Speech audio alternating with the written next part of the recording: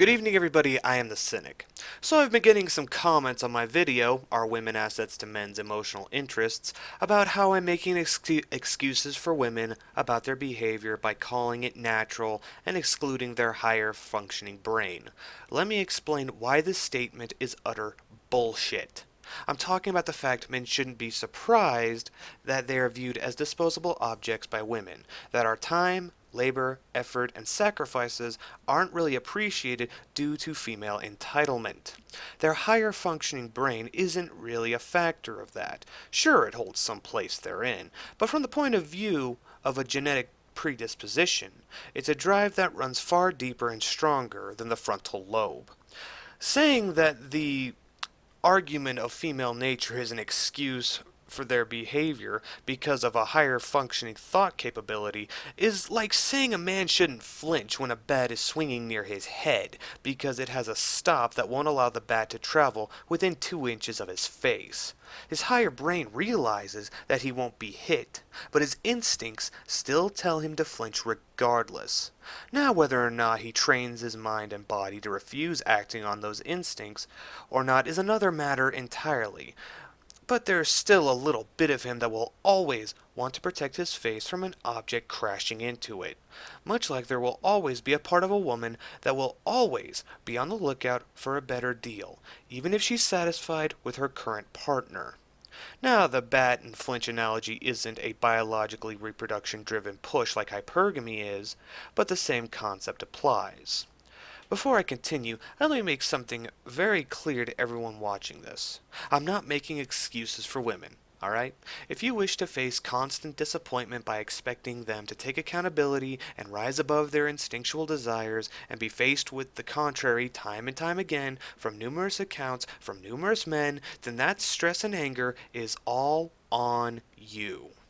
Things like hypergamy and male disposability are part of their innate nature that women would need to fight in order to become the pillars of virtue to attain the much sought after Nawalt title.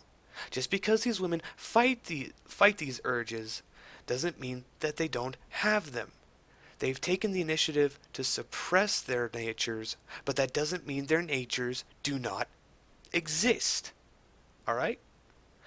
Though now that I've done a little word analysis of the video in the 10 seconds that everyone seems to take exception with, I realize that I was wrong on the account of certain words used. I suppose this can be counted as backpedaling on my part to a degree when I said men can't blame women for their nature any more than they can blame a lion for violently killing and devouring a gazelle. So I retract that. I do retract that.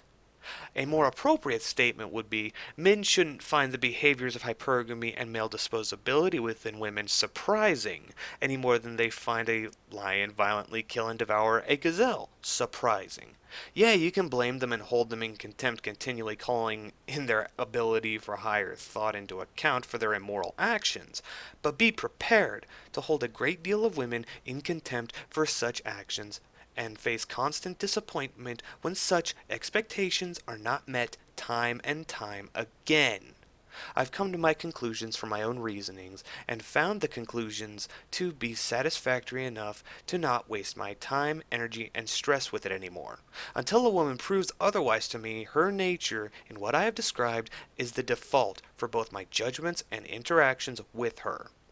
I'd rather accept something for what it is and move on with the knowledge, apply cost-risk-benefit analysis to my own decisions rather than expect or hope that women will go against their nature for the delusion that they should want my acceptance. Reality has kicked me in the ass one too many times for me to keep my head in shoulda, coulda, woulda land. Essentially, I'm doing the exact opposite of making excuses for them. I'm actually saying that all women are guilty until proven innocent. Perhaps I'm wrong on this, but I was of the understanding MGTOW men were men who wanted to know the truth, men who wanted to understand why things were the way they were in the world for the sake of serving their better interests. I don't look at how to fix problems that others have if they don't want the problems to be fixed. I look at my own actions and reactions in accordance. I look at the mistakes I've made in associations and beliefs and change what needs to be changed in order to ensure that those mistakes aren't made again. Why? Why am I the one who takes responsibility for myself even though other people are the ones acting immorally? Because in this world, gentlemen, there is only one thing that matters, and that is results. And the results that I want are to not be a victim. Victims are not people I respect nor admire. They are people who have failed in some shape or form and have been victimized. I don't want to be victimized. I have no patience for it. Sympathy and pity are for victims, and sympathy and pity are the last things I ever want from anyone, man or woman. What I want is respect and capability, and the results therein. I want to achieve my goals, acquire capital, and live both comfortably and with minimal negative stress. And if that requires limiting my interactions, being a little more cautious, and making a few blanket statements, so be it.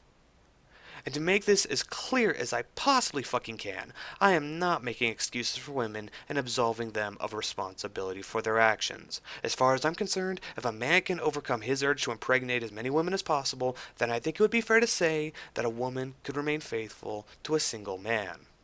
What I am saying is that nobody should be surprised if women fail or don't even try to fight their nature and end up exposing said nature unimpeded by the capabilities for reasoning. If you honest to God expect women to fight these base urges in the society where such desires are lauded by the masses as sexual liberation or female empowerment, in which said society both aid and support it for the sake of morality, well, all I can do is give you this warning. If you expect women to go against their hypergamy and sense of entitlement, the result will be that you're going to have a very, very bad time. I am the cynic, everybody. Have a nice day.